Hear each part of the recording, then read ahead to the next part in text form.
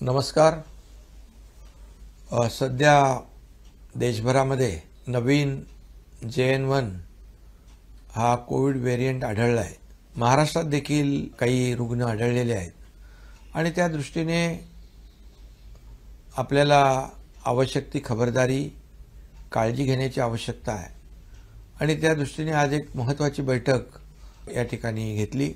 यामध्ये सार्वजनिक आरोग्य विभाग, वैद्यकीय शिक्षण विभाग, दोन्ही मंत्री, मुख्य सचिव, संबंधित सचिव, विभागीय आयुक्त आणि जिल्हाधिकारी असे सर्वच अधिकारी होते आणि यांना मी सूचना दिलेल्या आहेत, निर्देश दिलेले आहेत की जी आपली कोविडची पूर्वीची यंत्रणा जी आहे, मग आयसोलेशन बेड असतील, ऑक्सिजन बेड असतील, ICU बेड असतील, व्हेंटिलेटरचे बेड असतील, PSA प्लांट असेल, ऑक्सिजन प्लांट असेल, त्याचबरोबर RT-PCR लॅब असतील, या सर्व ज्या यंत्रणा आहेत त्या अलर्ट ठेवण्याच्या सूचना दिलेल्या आहेत।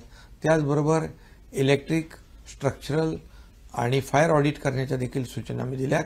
औषधाचा साठा व्यवस्थित आहे की नाही ते देखील तपासण्याच्या आणि औषध साठा देखील व्यवस्थित ठेवण्याच्या सूचना या ठिकाणी दिलेल्या आहेत। त्याचबरोबर काही लोकांनी वॅक्सिन घेतलं नसेल त्या कोविड वॅक्सिनेशनचं देखील ड्राईव्ह या ठिकाणी घेण्याच्या सूचना दिल्यात, जेणेकरून आपली यंत्रणा पूर्णपणे फुलप्रूफ तयार असली पाहिजे आणि सार्वजनिक आरोग्य विभाग आणि वैद्यकीय शिक्षण विभाग दोन्ही यामध्ये विभाग काम करत आहेत, अलर्ट आहेत, मॉकड्रिल देखील झालेलं आहे आणि त्यामुळे ही जी सिस्टीम जी आहे ही सिस्टीम अद्ययावत करण्याच्या आणि मॉनिटर करण्याच्या सूचना आजच्या बैठकीमध्ये पूर्णपणे मी संबंधितांना दिल्यात। मला वाटतं ही आपली यंत्रणा पूर्णपणे अलर्ट आहे आणि काही त्याच्यामध्ये आणखी सुधारणा करण्याची आवश्यकता असतील त्याही सुधारणा संबंधित विभागाच्या माध्यमातून केल्या जातील, परंतु या ठिकाणी कुठल्याही नागरिकाची गैरसोय होणार नाही अशा प्रकारच्या सूचना आजच्या बैठकीत दिल्यात।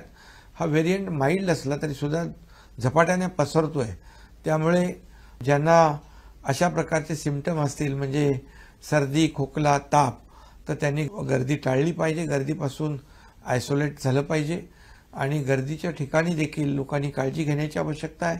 आज आपण पाहतोय की 25 डिसेंबर नाताळ येतोय, 31 डिसेंबर येतोय, त्यामुळे नागरिकांनी जास्तीच काळजी घेण्याची आवश्यकता आहे, पण घाबरण्याची आवश्यकता नाही, एवढंच आवाहन या ठिकाणी मी करतोय। कारण पूर्वी आपण या कोविडचं मोठं संकट आपण त्याचा सामना केलेला आहे।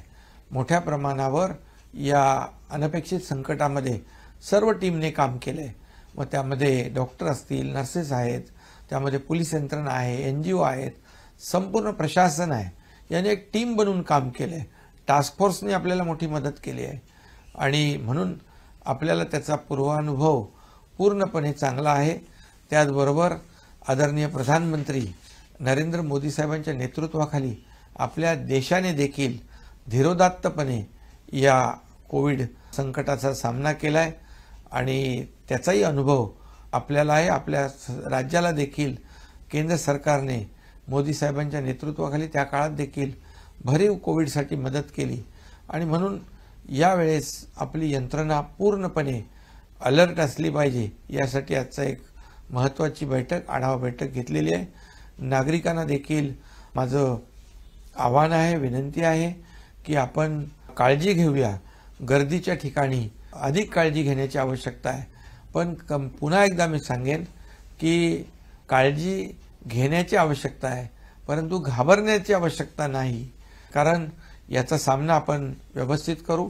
माझी विनंती सोशल मीडिया आणि मीडियाला देखील आहे, प्रसार माध्यमांना देखील आहे की लोकांमध्ये कुठल्याही प्रकारचं संभ्रम, भीतीचं वातावरण निर्माण होणार नाही यासाठी आपलं सहकार्य अपेक्षित आहे।